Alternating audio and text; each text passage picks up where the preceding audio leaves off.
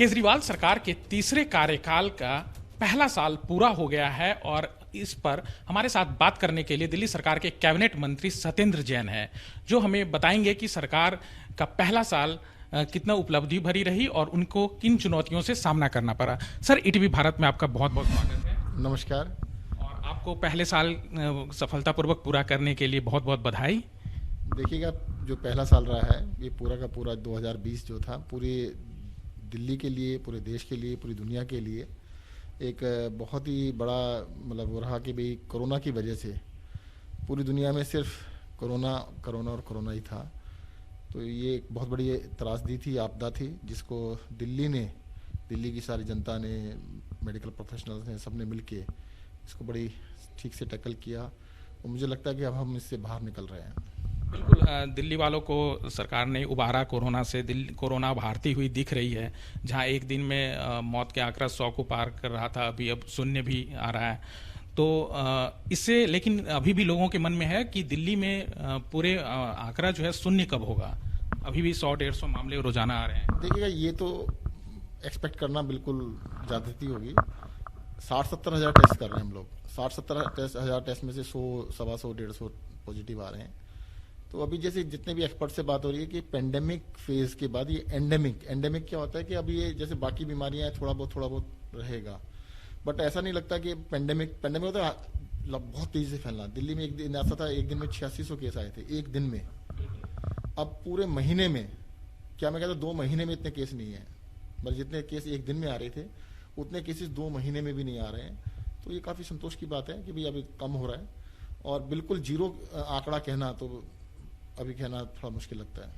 आप खुद कोरोना संक्रमित हुए थे, आपने प्लाज्मा थेरेपी ली थी, तो दिल्ली की कोरोना से लड़ाई में प्लाज्मा थेरेपी कितना महत्वपूर्ण रहा था? देखिए, दिल्ली के अंदर हमने प्लाज्मा बैंक, दुनिया का सबसे पहला प्लाज्मा बैंक दिल्ली में बनाया और बहुत बड़ी संख्या में, मतलब काफी सारे लोगों को प्लाज्मा दिया गया।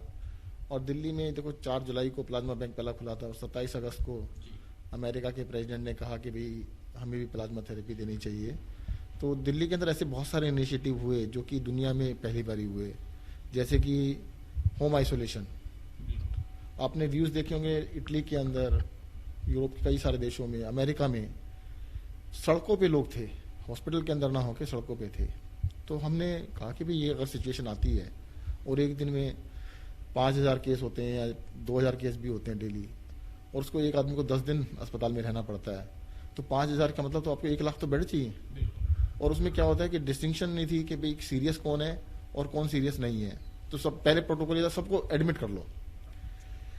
दिल्ली के अंदर एक दिन ऐसा था कि जिस दिन पॉजिटिव केसेस थे 300 और टोटल एडमिशन थे 1500। तो हमने कहा भी अगर पॉजिटिव केसेस से भी ज्यादा एडमिशन है तो संभाल ही नहीं पाएंगे, जो प्रेडिक्शंस थी, जो दूसरे देशों में हो रहा था। तब हमने होम आइसोलेशन स्टार्ट किया और होम आइसोलेशन को बहुत ही प्रोफेशनल तरीके से किया कि जितने भी पेशेंट थे उनको पहले चेक किया गया, उनसे बातचीत की, देखा गया। डॉक्टर दिन में 2-2 बारी बात करते थे उनसे। तो सारे को प्रोफेशनल तरीके से किया। उनको पल्स ऑक्सीमीटर घर पे दिया गया, दवाइयां घर पे दी गई और एम्बुलेंस का सिस्टम इतना रोबस्ट बनाया गया कि आपको कभी भी जरूरत हो तो 15-20 मिनट के अंदर, 15 मिनट के अंदर एम्बुलेंस पहुंच जाती थी और उनको शिफ्ट किया जाता था। तो ये अपने आप में एक बहुत बड़ी उपलब्धि थी। एक जैसे हमने बाईपैप, HFNO, ये तो पहले वेंटिलेटर के ऊपर जोर था पूरी दुनिया का।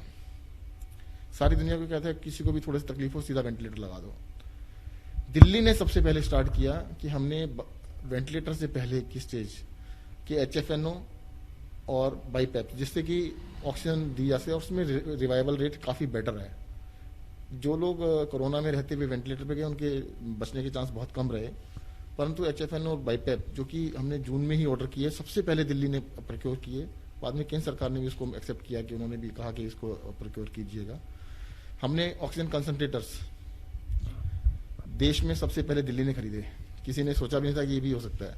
हमने 3000 कंसंट्रेटर खरीदे और कंसंट्रेटर्स को हमने, जो लोग अस्पताल से छुट्टी हुई, अगर उनको सांस की तकलीफ तब भी बची हुई थी, उनको घर के लिए भी दी। तो इसको बहुत ही इनोवेटिव तरीके से हमने हमारा जो पूरा डिपार्टमेंट है, हेल्थ डिपार्टमेंट के लोग, हमारे रेवेन्यू डिपार्टमेंट के लोग, डॉक्टर्स, नर्सेज, पैरामेडिक्स, सबने बहुत मेहनत की है और अब लगता है पूरी दिल्ली की जनता के सहयोग से इससे हम बाहर निकल रहे हैं। तो कोरोना के समय जो आपदा आई है अभी भी बरकरार है, लेकिन ऐसे में जो स्वास्थ्य सुविधाएं मजबूत हुई है तो इसका फायदा मतलब आने वाले सालों में भी जनता को मिलता रहेगा। मैं समझता हूँ कि जो हमने पिछले 5 साल में अपनी स्वास्थ्य सेवाओं को जो उस पर जोर लगाया, उसका फायदा इस कोरोना काल में दिखा। अदरवाइज देखिएगा, मतलब अमेरिका के अंदर जो दुनिया की सबसे बड़ी इकोनॉमी है, विकसित देश है, वहां पर लोग सड़कों पे थे जब एक दिन में उनके यहाँ पे 5,500-6 हजार पेशेंट आए थे। दिल्ली में उससे ज्यादा, मतलब एक न्यूयॉर्क के अंदर एक दिन में 5,500 या 6 हजार पेशेंट आए थे, तो उनको बेड नहीं मिल पाए थे। दिल्ली में जब 8,600 थे तब भी हमारे पास 8,000 बेड एक्स्ट्रा खाली थे। तो दिल्ली में हमने करके दिखाया। सर, तीसरे कार्यकाल में जब आप लोग आए और सरकार चलानी शुरू की, लेकिन कुछ दिनों बाद ही दिल्ली को दंगा भी देखना पड़ा और उसके कुछ दिन बाद कोरोना महामारी। तो बतौर मंत्री और गृह मंत्री भी आप हैं, तो आपका कार्यकाल कैसा रहा और कैसा उस समय दिल्ली दंगे का अनुभव रहा? नहीं, दिल्ली के अंदर देखो, गृह मंत्री की तो बात मैं बता दूं, दिल्ली के अंदर पुलिस, लॉ एंड ऑर्डर वो केंद्रीय गृह मंत्री के अंडर आती है। हाँ, उनका ध्यान कम है दिल्ली के ऊपर। दिल्ली के अंदर पुलिस के ऊपर, लॉ एंड ऑर्डर के ऊपर ज्यादा ध्यान देने की जरूरत है। वो बिल्कुल ध्यान नहीं दे पाते हैं क्योंकि उनको पूरा देश का काम देखना होता है और मुझे लगता है इंटरेस्ट भी कम है कि दिल्ली के अंदर ऐसा लगता है कि भाई इन चीजों को, दंगे को रोकना, ये सब उनकी पुलिस की जिम्मेदारी है, केंद्रीय गृह मंत्री की जिम्मेदारी, उनको ज्यादा ध्यान से देखना चाहिए। सर, 1 साल पहले आप लोगों ने जो लोगों से वादे किए थे और उन वादों में यह शामिल था जो केजरीवाल सरकार का आधार है कि फ्री बिजली और फ्री पानी। इस कोरोना महामारी के समय इन वादों को किस तरह पूरा किया? क्या आर्थिक तंगी का भी सामना करना पड़ा आप लोगों को? देखिए, जब कोरोना आया ना तो हमारे जो बहुत सारे क्रिटिक्स हैं वो ये कह रहे थे कि अब देखते हैं केजरीवाल को, अब कैसे फ्री बिजली देंगे, अब कैसे 400 यूनिट पे रेट आधा देंगे, अब कैसे पानी फ्री चलाएंगे। देखो, सब कुछ करके दिखाया हमने। एक भी किसी भी हमारी स्कीम को हमने रोका नहीं। पेंशन जो थी सबको पेंशन दी, बुजुर्गों को पेंशन दी, हैंडीकैप्स की पेंशन थी उसको लागू रखा। बिजली जो फ्री थी फ्री रही, जो हमने 400 यूनिट पे आधा रेट था वो रखा। पानी फ्री था तो पानी फ्री रखा, दवाइयाँ फ्री थी दवाइयाँ फ्री रखी। किसी भी चीज़ को हमने, किसी भी गवर्नमेंट की वेलफेयर स्कीम को हमने खत्म नहीं किया। ठीक है, रेवेन्यू कम था तो हमने सरकार के खर्चे रोक के, किसी भी तरह की चीज़ें रोक के, परंतु इस पे हमने आँच नहीं आने दी। इस नए साल की शुरुआत में आप लोगों ने इलेक्ट्रिक गाड़ियों को दिल्ली में अधिक उतारने पर जोर दिया। इसके लिए कई सब्सिडी का भी ऐलान किया है। तो इसकी क्या रूपरेखा होगी और लोग कैसे इलेक्ट्रिक गाड़ियों की तरफ आएंगे? क्योंकि उन्हें तो आज भी सीएनजी स्टेशनों पर लाइन लगनी पड़ती है और तो चार्जिंग स्टेशन एक बड़ी चुनौती है इसके लिए। देखिएगा, चार्जिंग का मैं आपको क्लियर कर दूं कि कार की चार्जिंग घर पे होगी। जो अपने घर पे गाड़ी रखेगा वहीं पे चार्जिंग हो जाएगी। टॉप अप के लिए कि कभी मान लो किसी वजह से आपको थोड़ी कम हो जाती है, चार्जिंग कम हो जाती है, तो उसके लिए जगह जगह दिल्ली सरकार की ओर से चार्जिंग स्टेशन बनाए जा रहे हैं। जो बड़ी पार्किंग्स हैं उनमें भी हमने आदेश दिए हैं कि वहां पर भी पार्किंग में आपको चार्जिंग स्टेशन का प्रोविजन करना होगा। और इलेक्ट्रिक पे तो अब जाना पड़ेगा। देखो, पॉल्यूशन को अगर आपने कम करना है तो इलेक्ट्रिक व्हीकल पे जाने पड़ेगा। दिल्ली सरकार बहुत ही कमिटेड है इसके ऊपर कि हम चाहते हैं कि दिल्ली की काफी बड़ी संख्या में कारें, मोटरसाइकिल, स्कूटर, सब ये इस पे इलेक्ट्रिक पे आए तो दिल्ली का पोल्यूशन उससे कम होगा। और पिछले चुनाव में केजरीवाल सरकार ने वादा किया था कि हम लोगों को 10 गारंटी दे रहे हैं जिनमें हर घर में नल से पानी तथा स्वच्छ यमुना बनाना है। तो इस दिशा में क्या काम हो रहा है? देखिएगा, दिन और रात चल रहा है। यमुना नदी को सीएम साहब ने कहा था 5 साल में साफ कर देंगे। हम 5 नहीं, उससे पहले करके दिखाएंगे आपको। लोगों को विश्वास नहीं होता। लोगों को ऐसा लगता है कि ये वादा तो शायद नहीं हो पाएगा, बाकी तो हो जाएंगे। जैसे पहले लगता था ना, शुरू में हमने कहा था बिजली हाफ पानी माफ, तो कहते होगा नहीं, करके दिखाया ना। अब की बारी आपसे कहा है कि यमुना नदी को साफ करेंगे, तो गारंटी आपको कर रहे हैं कि यमुना नदी को साफ करके दिखाएंगे। यमुना नदी के साथ साथ दिल्ली के जितने भी बड़े नाले हैं उनको भी साफ करके दिखाएंगे। तो साथ ही साथ जो पानी की बात है, पानी भी आपको, जैसे बिजली 24 घंटे आती है ना, अब लोगों को लगता है कि बिजली 24 घंटे आना नॉर्मल सा है, ऐसे ही पानी 24 घंटे आएगा, वो भी नॉर्मल लगेगा आपको।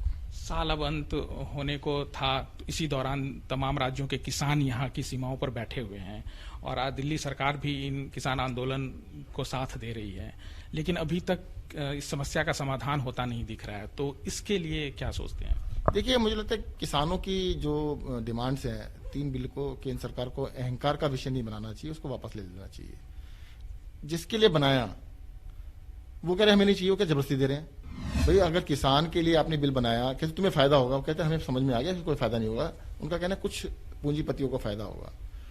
तो भाई किसानों का बिल किसानों से पूछ के बनाओ ना, पूंजीपतियों से पूछ के क्यों बना रहे हो? और इसके अंदर अब इसको नाक का विषय नहीं बनाना चाहिए, केंद्र सरकार को वापस ले लेना चाहिए। मतलब अभी सीमा पर डटे रहेंगे किसान जब तक सरकार नहीं झुकती है। देखो डटे तो हुए ही हैं भाई, वो अपनी डिमांड को लेके बैठे हुए हैं, हम तो केंद्र सरकार से कह सकते हैं कि उनको वापस लेना चाहिए। और सर अभी कुछ दिनों पहले मंगोलपुरी में जो रिंकू शर्मा हत्याकांड हुआ, उसमें आपकी पार्टी ने तो अब इस्तीफे की मांग कर दी है, गृह मंत्री को इस्तीफा दे देना चाहिए, पुलिस की भूमिका पर सवाल उठाए हैं, आप गृह मंत्री हैं, तो आप क्या मानते हैं? देखिए बड़ा दुर्भाग्यपूर्ण है इस देश के अंदर जय श्री राम बोलने पर अगर हत्या हो सकती है। जय श्री राम दिल्ली में नहीं बोलेंगे, हिंदुस्तान में नहीं बोलेंगे, क्या पाकिस्तान में जाके बोलेंगे? जिस बीजेपी को लोगों ने वोट दिया और जो बीजेपी कहती थी कि हम हिंदुओं की रक्षा करेंगे, वही हिंदू खतरे में पड़ गए। इनका कुछ नहीं है, पॉलिटिक्स कर रहे हैं, इनको सुरक्षा करनी चाहिए, सुरक्षा देनी चाहिए। और हिंदुस्तान के अंदर जय श्री राम बोलने का सबका अधिकार है, कोई भी बोल सकता है। और जय श्री राम बोलने पर अगर हत्या होती है तो केंद्रीय गृह मंत्री की जिम्मेदारी है, पुलिस उनके अंडर आती है। पुलिस हमारे अंडर कर दो, फिर देखते हैं हम कैसे सुरक्षा करके दिखाते हैं, हम दिखाएंगे आपको।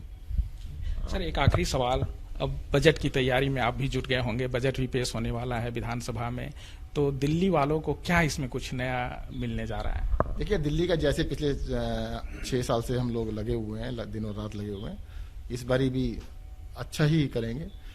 डिप्टी सीएम साहब और सब मंत्री मिलकर तैयारियां कर रहे हैं। बजट के अंदर जो होगा तो बजट के टाइम ही बता पाएंगे। 4 साल बचे हुए हैं अभी इस कार्यकाल के, तो उसमें कोई बड़ी योजना है जो आप दिल्ली वालों को देने जा रहे हो? बजट की योजनाएं बजट के टाइम बताई जाएगी आपको। चलिए बहुत बहुत शुक्रिया।